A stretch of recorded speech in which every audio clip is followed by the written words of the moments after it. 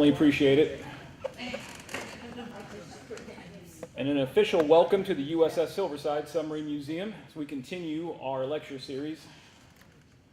I wanted to mention that it seems like as our crowd here in person gets smaller, our crowd at home gets larger. Last week we had 12,000 people tune in and watch our live broadcast from home. Huge number. And those folks are out of state. Those are people in California and Florida and New York that just can't make it here in person. But I'm glad that you all showed up in person. I get to see your smiling faces.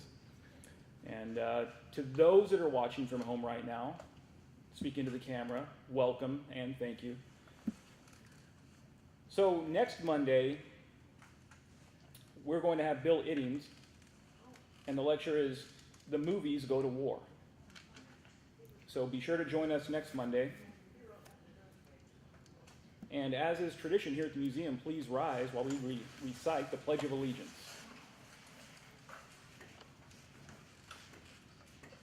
I pledge allegiance to the flag of the United States of America and to the republic for which it stands, one nation, under God, indivisible, with liberty and justice for all. Thank you very much. Our speaker tonight is the Chief Circuit Court Judge of Kent County, and his ancestry dates back to colonial times. He's an independent historian and scholar with a special interest in pre-revolutionary American history. He is an authority on what we call the French and Indian War, which was the North American phase of the worldwide 7 Years' War that was fought on several continents. The French and Indian War was the crucible in which many colonists first experienced war and was the training ground for many of our military leaders in the following Revolutionary War. From a viewpoint that will be new for many of us, our speaker tonight, Judge Donald Johnston, will speak on the involvement of the great powers of those times and the global impact on that earlier war. Please welcome Judge Donald Johnston.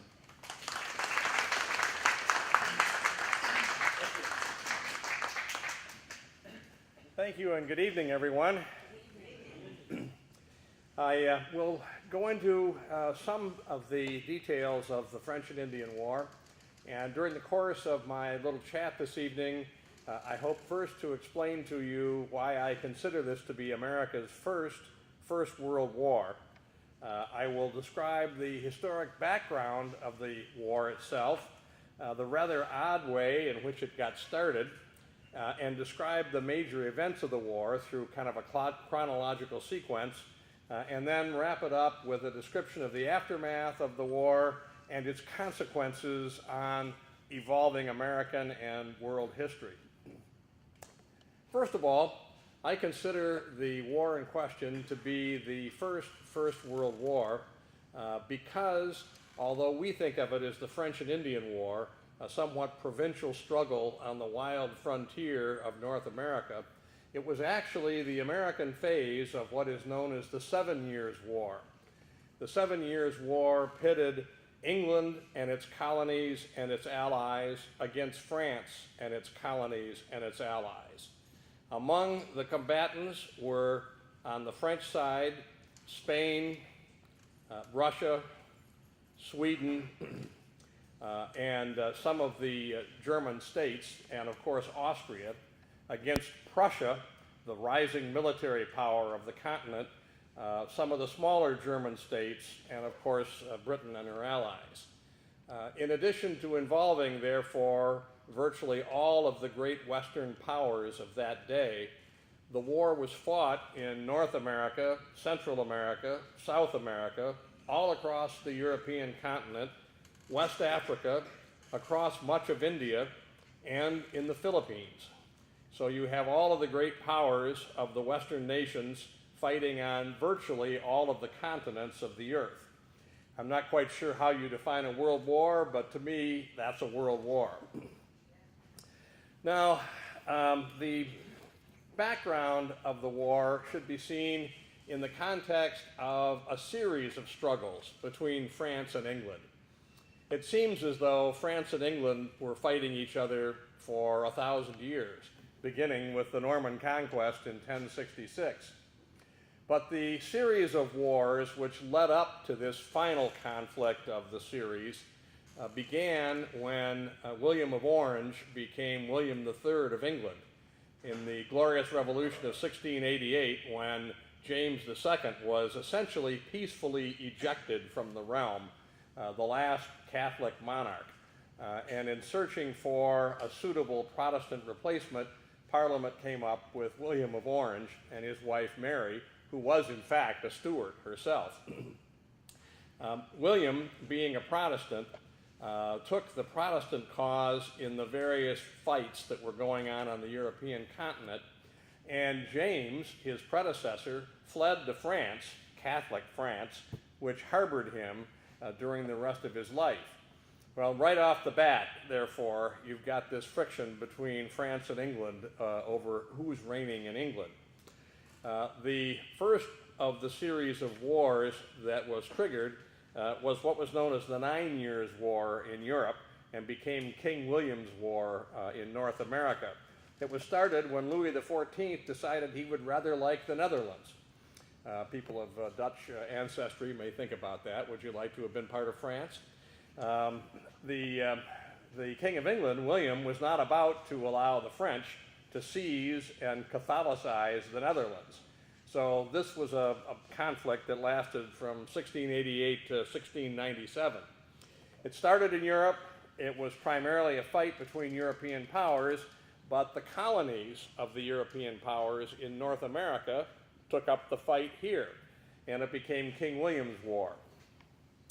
The second in the series of wars was the War of Spanish Succession.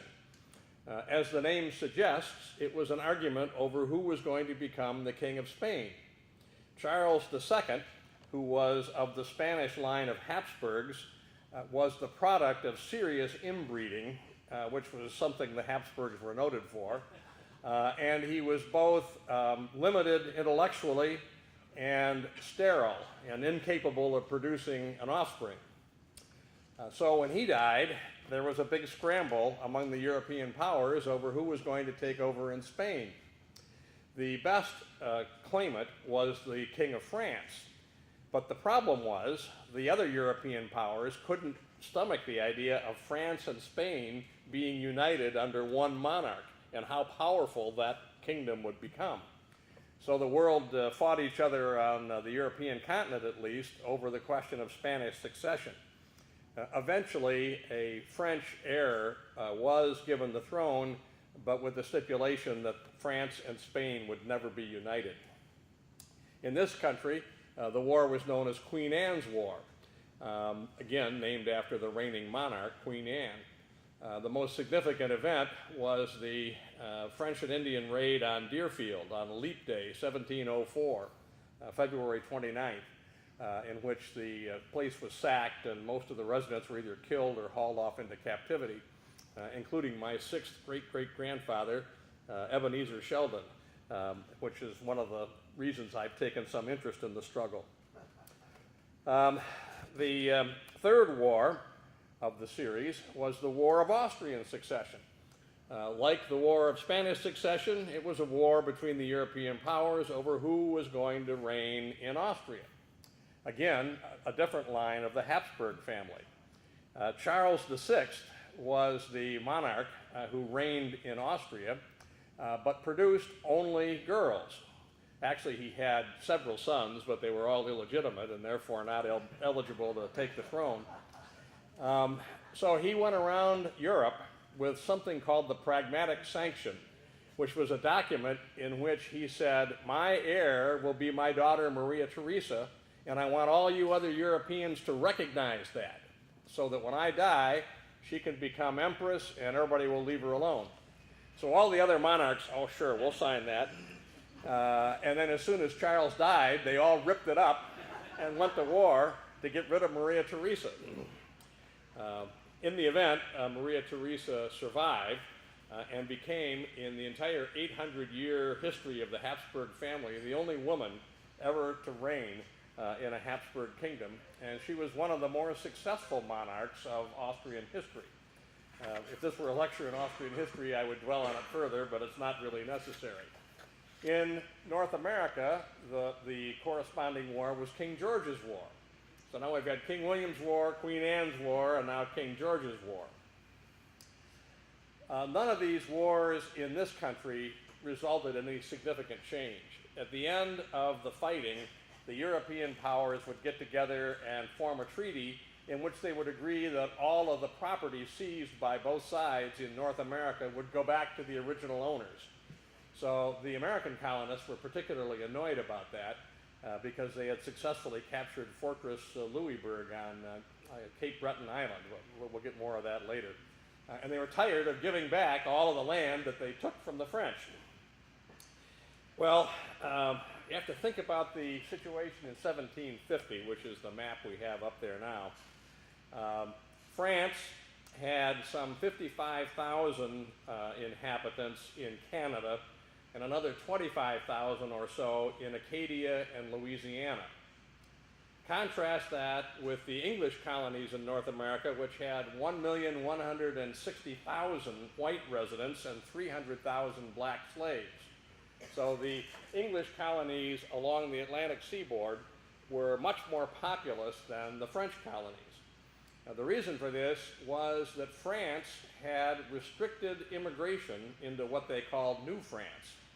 In order to go to New France from the old country, you had to be an Orthodox practicing Catholic, and you had to be loyal to the crown. And generally, the people who came to Canada were single men who came for the adventure, for fur trading, and they would live with the Indians during part of the year, but they did not create significant settlements for the most part, Montreal and Quebec being exceptions. The English, on the other hand, were more than happy to dump their dissidents on the New World. So, for instance, my ancestors in New England were all Puritans. There were also some separatists, both of which were out of favor, to say the least, with the Church of England. And so the king said, what the heck, let's get these dissidents out of here. Let them go to North America. We don't even know where that is. Also, we have Catholics, primarily in Maryland. The Church of England didn't like them either. And in Pennsylvania, you had Quakers. So consequently, in the English